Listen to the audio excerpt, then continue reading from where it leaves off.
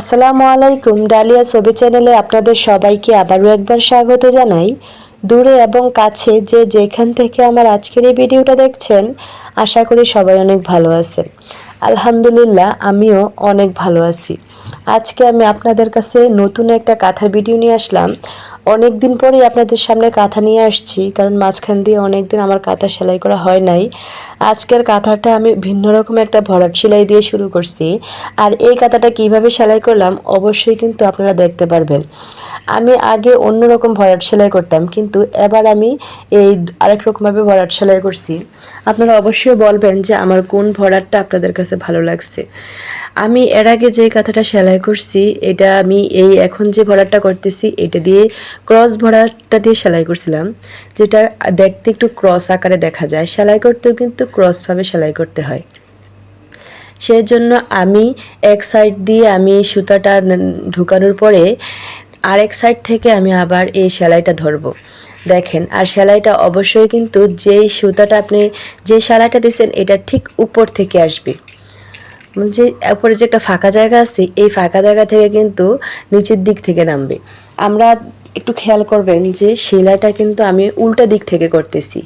যে পাতাটা আঁকছিলাম এই পাতাটার উপরের যে কোণাটা আছে এই কোণাটা থেকে কিন্তু আমি সেলাইটা শুরু করছি।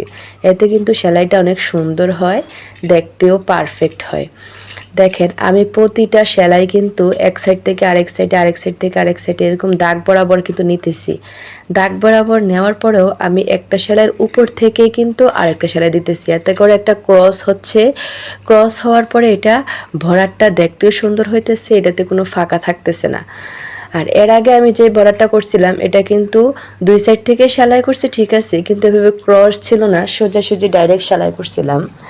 আর এটা কিন্তু একবারে ক্রসভাবে সেলাই হয়। তবে ওই সেলাইটা থেকে কিন্তু এই সেলাইটাতে সুতা অনেক কম লাগে, আর দেখতেও কিন্তু অনেক সুন্দর দেখা যায়, আর তাড়াতাড়ি হয়। এই কাজটা অনেক তাড়াতাড়ি হয়। ওইটার ভিতরে সুতা অনেক বেশি পরিমাণে নষ্ট হয়। দেখেন গাইস, এইটা আমি এখন সেলাই করছি, আর তারপরে যেই আরেকটা সেলাই আছে ওইটা আমি আপনাদেরকে দেখাবো। আপনারা অবশ্যই বলবেন যে কোন সেলাইটা ভালো আর কোন সেলাইটা দেখতে অনেক সুন্দর দেখা যায়। আর এই যে দেখেন, এই সেলাইটা উল্টা দিক থেকে কীরকম হয়েছে। আমি যে এখন সেলাইটা করছি এটা উল্টা দিক থেকে কিন্তু অন্যরকম হয়। আর এর আগের যে সেলাইটা ভরাট এটা কিন্তু সেম উল্টা দিক থেকে যেটা হয়, আবার আমরা যে দিক দিয়ে সেলাই করি ওই দিক থেকেও কিন্তু একই রকম হয়। বলতে পারেন এই সেলাইটা দেখতে সেম দেখা যায়, দুনো পিঠে একই রকম দেখা যায়। আর এখনকার যে ক্রস সেলাইটা, এই ক্রস সেলাইটা কিন্তু একদিক দিয়ে হয় ক্রস ভরাট, আরেক দিয়ে কিন্তু ভরাট হয় না, একটু খালি খালি থাকে, সেজন্য সুতে একটু কম লাগে। যাই হোক, আপনারা বলবেন যে আমার এই কাঁথাটা কেমন লাগছে। আর কাঁথাটা দেখেন, আমি কিন্তু এটাতে আলপনা আঁকার চেষ্টা করছি। আলপনার ভিতরে আমি ছোট ছোট করে ভরাট করছি। আর এই ভরাটটা আমি ভিন্ন রকমভাবে করছি। আপনাদের কাছে কোন কাঁথাটা সুন্দর লাগছে আর কোন ভরাটটা সুন্দর লাগছে অবশ্যই আমাকে কমেন্ট করে জানান। আর আমার ভিডিওটা দেখার জন্য অনেক ধন্যবাদ। আসসালামু আলাইকুম।